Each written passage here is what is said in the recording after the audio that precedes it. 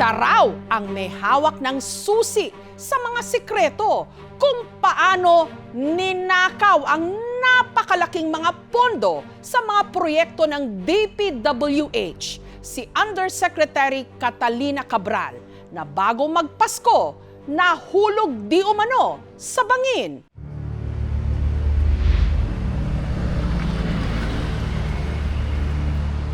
Kapag tumayo ka sa bahaging ito ng Cannon Road sa Benguet, maririnig mo ang ingay ng mga dumadaang sasakyan. Nakakakalma ang malamig na klima, pero tila hindi nito napatahimik ang isipan ng huling tumayo rito.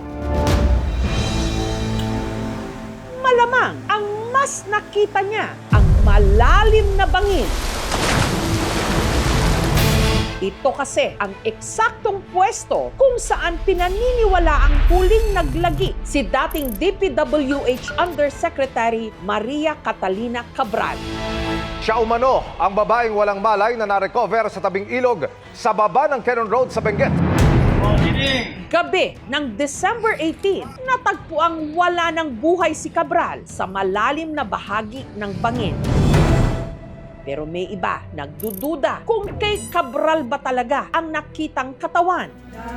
Nangyari kasi ito habang siya ang itinuturing na key witness sa investigasyon ng mga di umano anomalya sa DPWH flood control projects. At siya ring may hawak ng mga dokumento na posibleng magsiwalat pa ng mga katiwalian sa DPWH at sa gobyerno. Kung saan lang po nakalugar yung proyekto. Ano ang mga sikreto tungkol sa mga anomalya sa DPWH? Ang di umano dinala niya sa hukay. Ang ilan sa mga lihim na ito sa gabing ito mabubunyag na. Para sagutin ang mga pagdududa kung kay Cabral ba talaga ang natagpuang bangkay, ang PNP naglabas ng mga litrato kabilang ang kuhang ito ng di umano labi ni Cabral na naka-fetal position. Sa retrieval video naman, makikita namang nakabalot na ng foil ang bangkay. Ang na-recover na mga labi, positibong kinilala ng driver ni Cabral na si Ricardo Hernandez. Pati na ng asawa at mga anak daw ni Cabral na agad pumunta ng Baguio. Para makatiyak, ipinag-utos ng DILG na agarang isailalim sa autopsy ang labi. Kami na yung anak ko, tsaka yung ako na mismo nagsasabi, asawa ko yan. Nanay nila yan. Ba't ano pa gusto nila i-prove? Kalaunan, pumayag din ang pamilya Cabral na gawin ang autopsy. At ayon sa medico-legal, lumalabas na ang sanhi ng pagkamatay ni Cabral, blunt traumatic injuries. Nagkaroon daw ng malubhang pinsala sa ulo, katawan at mga buto nito dahil sa pagbagsak. Ayon sa salaysay ng driver ni Cabral na si Hernandez sa mga pulis, galing daw sila noon ng kanyang amo sa Maynila at huminto sa Cannon Road para magpahinga. Sabi daw ni Madam na magamo na ako rito. Nagpaiwan. Oo, paiwan na siya doon. Sabi daw niya sa driver na dito muna ako. Nananghalian pa raw sa isang hotel sa Baguio ang dalawa bago muling nag-aya si Cabral na bumaba sa Cannon Road. Sa gitna ng investigasyon, hinalughog ng mga otoridad ang hotel room ni Cabral. Dito, may na-recover silang kutsilyo at gamot sa bag ni Cabral. Sa inilabas na resulta ng isinagawang laboratory test ng PNP, positibo raw si Cabral sa isang uri ng antidepressant drug. Makalipas ang ilang araw, nakuha ng PNP at ng NBI ang ilang CCTV footage mula sa hotel na tinuluyan ni Cabral at ng kanyang driver na si Hernandez. Alauna ng hapon, inihatid ni Hernandez si Cabral sa kwarto nito na nasa 4th floor. Pumasok na rin si Hernandez sa kanyang kwarto pagkatapos. 2:47 ng hapon, kumatok at saka pumasok si Cabral sa kwarto ng driver. At saka sila nahagip sa CCTV na magkasunod na lumabas. Sunod na nakuna ng pag-alis ng SUV sa vicinity ng hotel. Paniwala ng PNP sa Cannon Road na pumunta ang dalawa. Bagay na kinumpirma ni Hernandez sa kanyang affidavit. Bumalik raw kasi sila sa parehong lugar sa may Cannon Road kung saan nagpahinga si Cabral nung umaga ding yon. Bumaba raw ito sa sasakyan at nagpaiwan. Pero nang balikan ng driver si Cabral, hindi na raw nito mahanap ang kanyang amo. Dito nila natagpuan si Ma'am Cabral na nakanto sa hindi ko siya napakaigaan. Mostly baka ito ang ginag sa kanya. Sa isa namang dashcam footage na may timestamp o oras na nakasulat na 15:25 o 3:25 ng hapon, nahagip din daw si Cabral na nakaupo sa baba sa pagitan ng dalawang concrete barriers. At ayon sa NBI, ito na ang huling pagkakataon na nakitang buhay si Cabral. Ayon sa PNP Forensic Group, katumbas daw ng 6 hanggang 9 na palapag ng gusali ang lalim ng bangin. Dagdag pa ng PNP, base sa isinagawa nilang 3D analysis ng bangin, Kung tinulak ito, chances are lalayo pa siya doon. So makikita nyo dito na yung palm ng kamay niya ay may gasgas din po, no? Pati yung likod, may gasgas din po. So ang laki po ng probabilidad na nagpadaos-dos po talaga siya. tumugma rin daw ang fingerprints na na-recover sa bangkay sa fingerprints ni Cabral na nasa record ng NBI. Si Maria Catalina Cathy Cabral, isang licensed civil engineer. Gumawa siya ng kasaysayan bilang kauna-unahang babaeng rank and file employee ng DPWH na naging undersecretary. Pero nasangkot siya sa isyu ng korupsyon sa flood control projects. Sa pagdinig ng Kongreso noong Setyembre, si Cabral ang nagkumpirma na nasa 51 billion ang infrastructure projects ang nakalaan para sa unang distrito ng Davao City. Ngunit nitong September 16, si Cabral biglang nag-resign sa pwesto. Noong December 11, inimbitahan siya ng ICI bilang resource person pero hindi siya dumalo sa pagdinig. Ayon kay Senate President Pro Tempore Panfilo Lacson, naghahanda na raw si Cabral na magsagawa ng isang tell-all kaugnay ng kontrobersya sa flood control bago siya pumanaw. Sa pagkamatay niya, tanong tuloy ng ilan, kasama na rin bang nailibing ang kanyang mga nalalaman tungkol sa korupsyon sa DPWH at sa buong gobyerno? Siya yung nakakaalam ng lahat ng mga nangyari doon sa budget ng DPWH, di ba? So yung pagkamatay niya, ang implikasyon nun parang nawala yung susi. Maaring setback, pero marami namang ebidensya na. Samantala, noong December 21, inihayag ni Batangas Congressman Leandro Leviste na meron siyang hawak na mga dokumento na di umano ibinigay sa kanya ni Yusek Cabral. Koleksyon daw ito ng mga dokumento at impormasyon na hawak ni Cabral na naglalaman ng mga maanumalyang flood control projects at mga opisyal at kontratistang sangkot sa mga ito. Ito ngayon ang binansagang Cabral Files. Nagpaunlak si Congressman Leviste ng panayam. Ano ba yung mga nadiskubre mo? Na-discover ko po na mahigit 700 billion pesos na National Expenditure Program ng DPWH ay may mga proponents pala sa halos lahat ng mga proyekto at naka-record po itong lahat sa DPWH. When you say proponent, may mga legislators who were pushing for these projects, tama? Hindi lang po congressman, senator, nabanggit din po ni Senator Lacson, meron at least 5 cabinet secretaries. Pati po nabanggit ko mga pribadong individual na mga kontraktor. 700 billion pesos lahat itong mga proyektong ito. Opo, 401 billion po ay allocable ng mga district congressman. Tapos yung natitirang 320 billion kasama po doon senator, party list, cabinet secretaries, maaaring mas mauunawaan kung bubuksan sana yung mga files na ito at maging subject ng investigasyon. Kasi pwedeng sabihin, no, di ba natural lang naman para sa mga nasa gobyerno na merong ganyang mga proyekto at mga pondong nakalaan. Sa nadiskubre mo, meron bang anomalya dito? Ang lumalabas po, yung contractor na ina-award ng project, siya din pala yung nag-submit pala ng listahan ng mga proyekto sa DPWH ayon sa file na ito. At may example akong nabanggit nung November pa, nung buhay pa si Yumaong Yusek Cabral, ng over 20 billion pesos of projects na may tag pangalang CENTI 20 na hindi naman nakalagay pangalan ng isang individual, pero nagkataon, halos lahat ng mga proyektong ito ay na-award sa mga kumpanyang konektado kay Congressman Edwin Garjola na may distrito project din sa akin. Sa Batangas. Sinasabi ko po, opo, pinakamalaking proponent ng mga proyekto sa DPWH ngayon. So ibang klase. Dati, pag may lugar na nangangailangan ng tulay o kalsada, galing sa tao. And then isasabihin nila sa LGU, sa executive branch, and then saka palang hihingin yung pera from Congress. You're saying ngayon, ang sistema, contractor na mismo nagsasubmit ng proyekto na gagawin para sa bayan. Parang ganun. Ito po ay ibinunyag naman na din sa mga Senate Blue Ribbon Committee hearings na pag lumabas pa lang sa NEP, may advance na.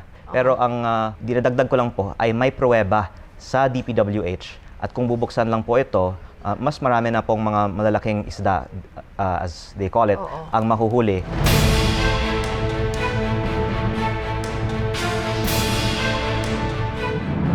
Si Congressman Leviste, anak ni Senator Loren Legarda, at ng negosyante at dati ring politiko na si Antonio Tony Leviste.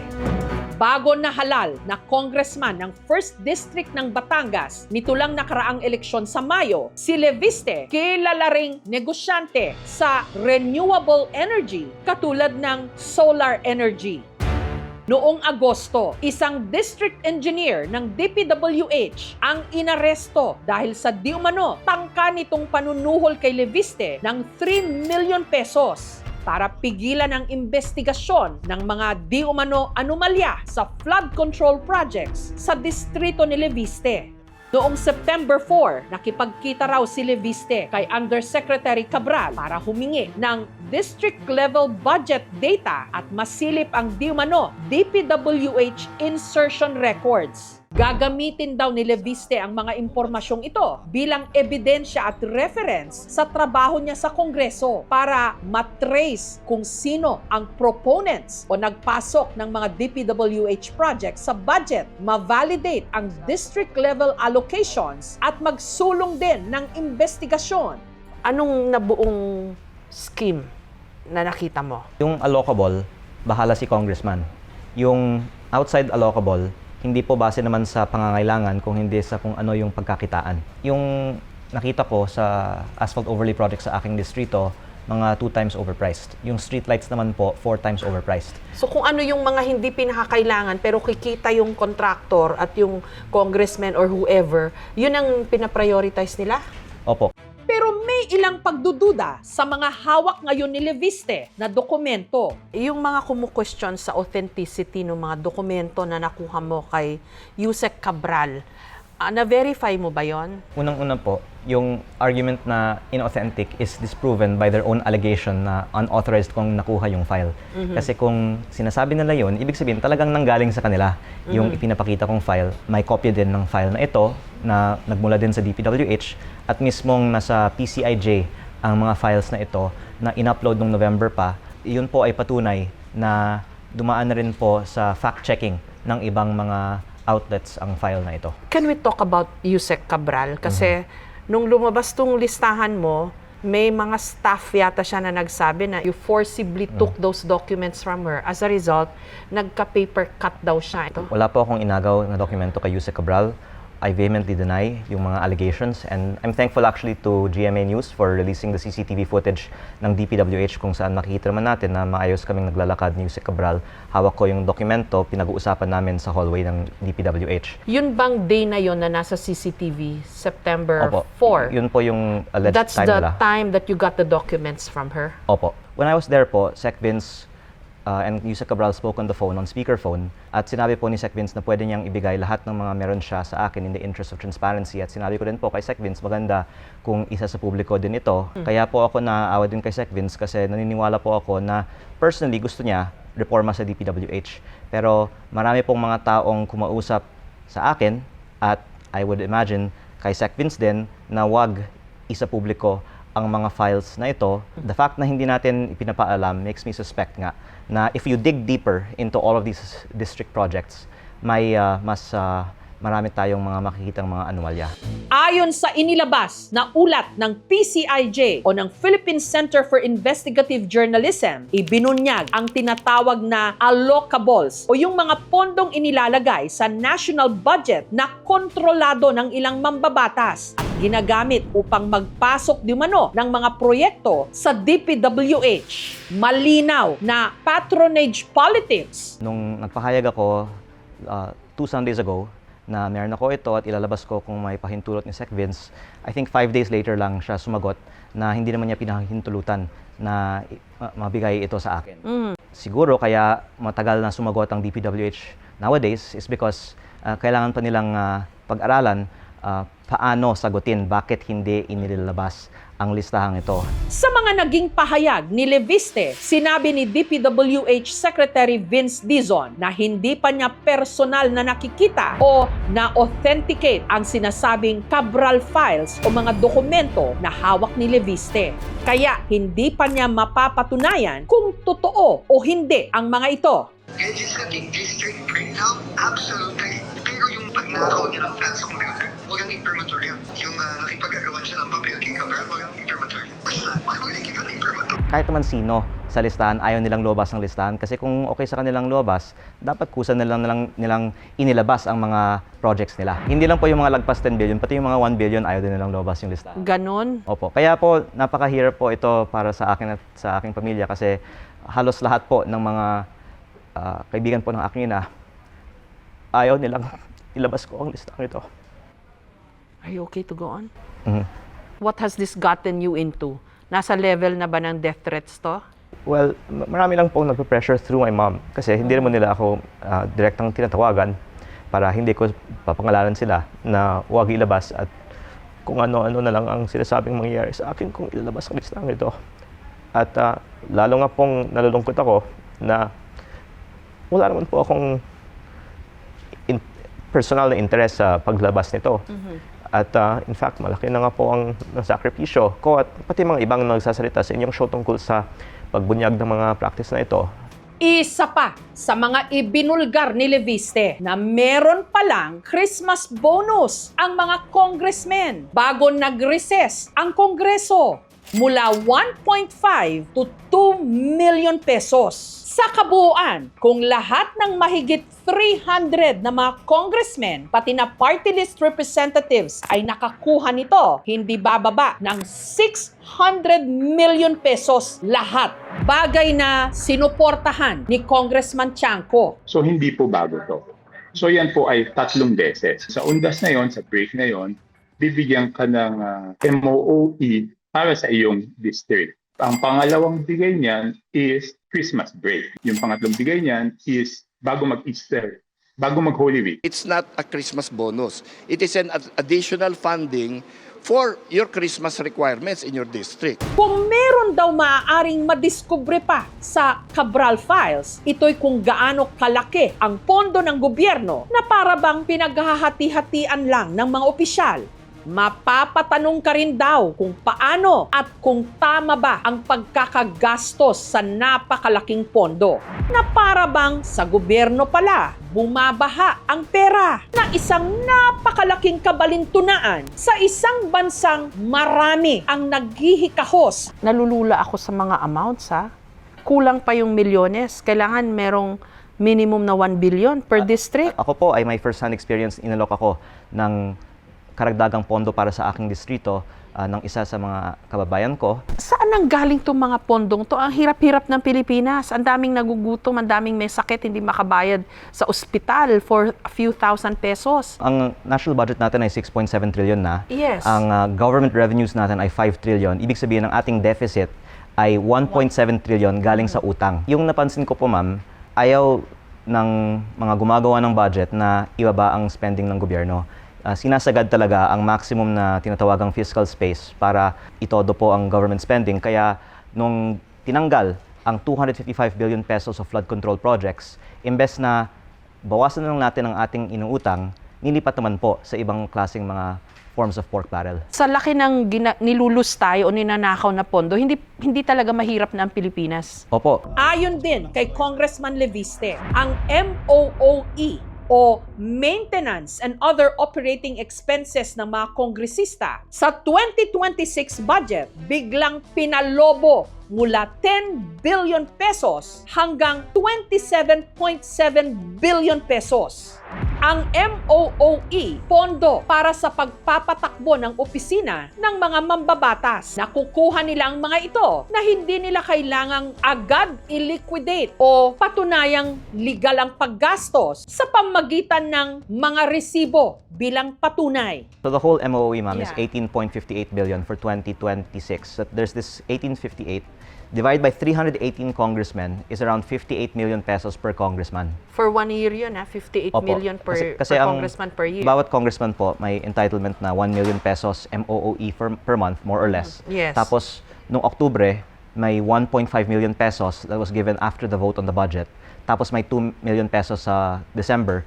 Ang lumalabas po, mga 20 million pesos ang nakukuha ng isang congressman. Kasama po ang kanyang sweldo taon-taon. Pero walang breakdown. Ako po ay humingi sa House Committee on Accounts ng breakdown ng MOOE use na ito at may mga tumawag na huwag ko nang tanungin. Kung magkano yung nagagastos nila buwan-buwan Opo. out of the taxpayers' money. Na hindi pinapaliwanagan tulad ng budget ng ibang mga ahensya at malaking porsyento nga din ay walang resibo. Ang sarap ng buhay ng mga congressmen, ha? Tsaka mga senator, ha? May AIX, TUPAD, MAIP, Oo, meron pa silang... EAFF, Yeah. LGSF, Farm to Market Road, DepEd Classroom, lahat-lahat ng klaseng mga All of this ayuda na incentives po. pang-patronage. Hindi ini-encourage na magkaroon ng diskurso sa Kongreso. Pinapatahimik na lang yung mga maiingay sa pag-alok ng mga insentibo.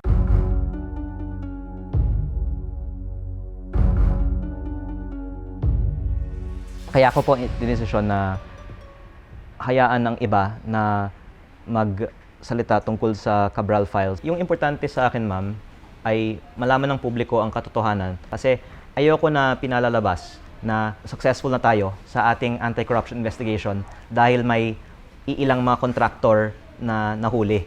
Kasi 100 times more pa ang mga hindi pa nahuli. Tinatawag ngayon na Cabral Files, pwede ngang maging susi para lalong mabuksan ang matagal nang pinaghihinalaang mga anomalya o kurakot sa gobyerno. Pero ang mga dokumento, walang saysay kung mananatili lang sa kamay ng iilan at kung sila ba'y mapagkakatiwalaan at hindi lang ang mga ito ginagamit para sa sariling interes. Ang kailangan ngayon ng bayan, linaw, pagbubukas, pananagutan, transparency, accountability. Dahil ang paggastos sa pera ng bayan, hindi pwedeng maging lihim at ang katotohanan at katarungan hindi dapat nadadala sa bangin. Thank you for watching, mga kapuso. Kung nagustuhan niyo po ang videong ito, subscribe na sa GMA Public Affairs YouTube channel. And don't forget to hit the bell button for our latest updates.